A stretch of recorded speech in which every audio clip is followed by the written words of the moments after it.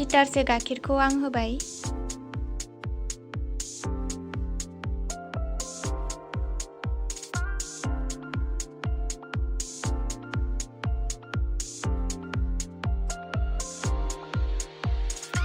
गाइखेर गोदौनायाव भिनेगारखौ एसे एसे होनानै सोखावनोसै।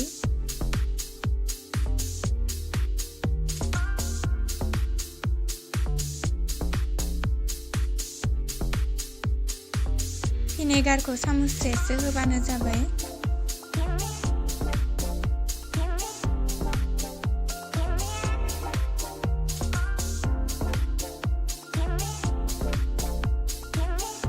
सेनाखौ हुटिनि जियाव लखबबाय।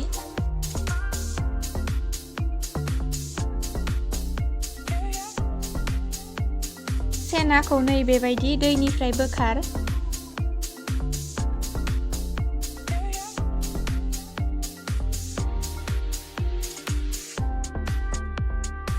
सेनानिफ्राय ओंखारनाय दैखौ गारनानै आं गोदान दै साफा होबाय।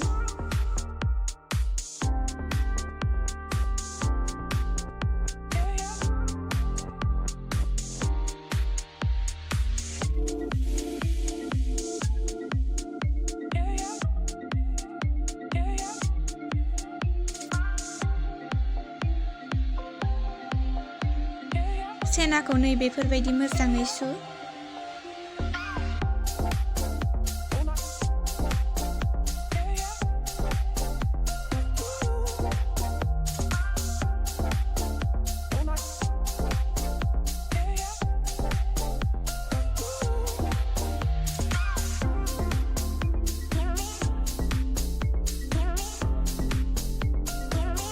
सेनाखौ सुखांनानै आं दा मोजाङै सेबनोसै।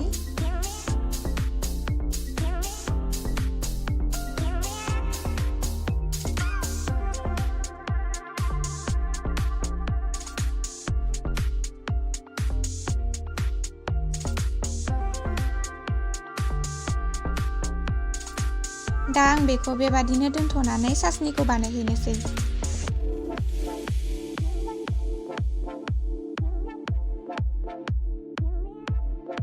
चासनि बानायनो थाखाय आं काप 4 दै होगोन।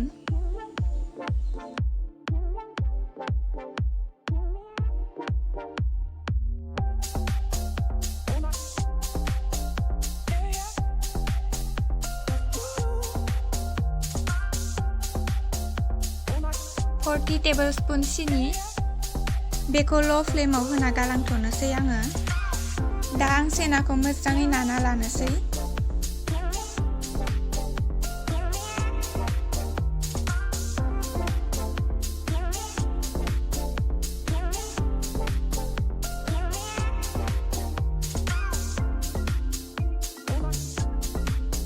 सेनाखौ आखाइ थालाजों बेबायदि मोजाङै नाना लानांगौ। नानाया मोजां जायाब्लाथाय रसगुल्लाया बायनो नागिरो। सेनाखौ गुरै मिस मिस जाजासिम नाबाय था।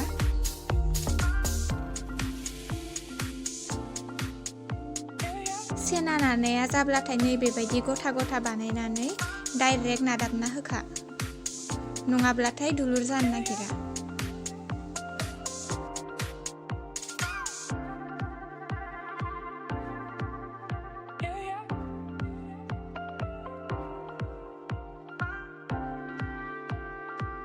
दा आं दहयनि फुदुंना गालांनाय सिनिनि दैयाव सेना बल्सफोरखौ होनोसै।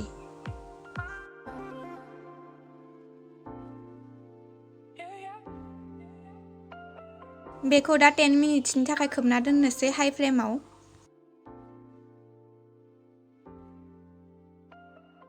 रासमालाइनि रोसि बानायनो थाखाय आधा लिटार गाइखेर होबाय।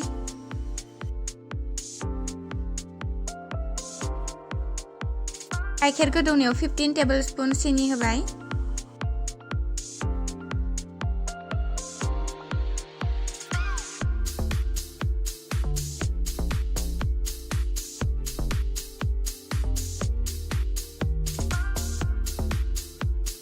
सेफ्रनखौ एसे होनोसै।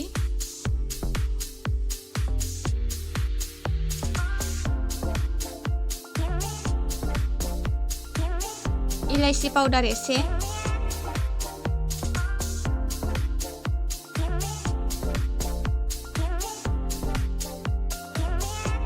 दा आं गाइखेरखौ मोजाङै जबहोनोसै एसेल' खालामनोसै जबहोनानै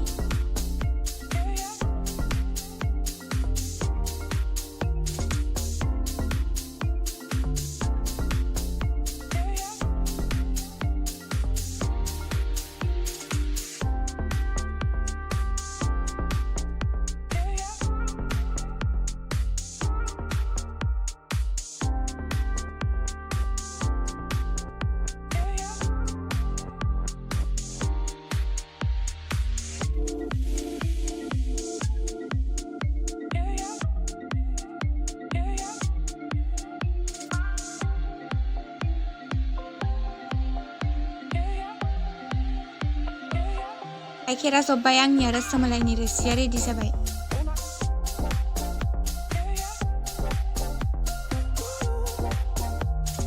टेन मिनिट्स उनाव रसगुल्लाया बिदि जाबाय।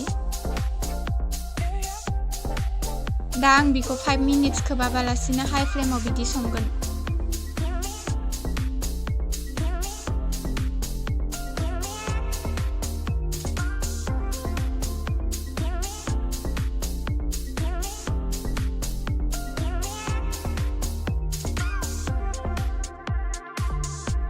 रसगुल्लाखौ आं गुसु जानो थाखाय 10 मिनिट्स दोननानै दा दै गुसुआव दोननोसै आरोबाव 10 मिनिट्स।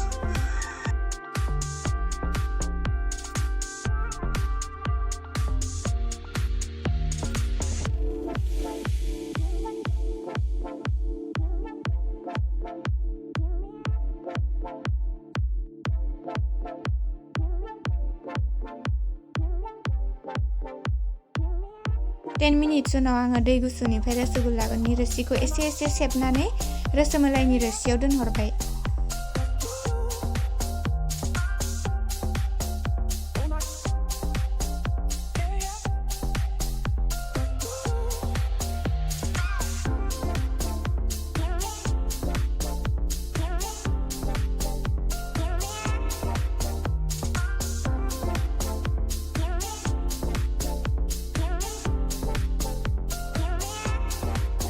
दा आं बेखौ रोसि हाबनो थाखाय 5 to 6 आवार्सनि थाखाय बेबादि दोनथ'नोसै।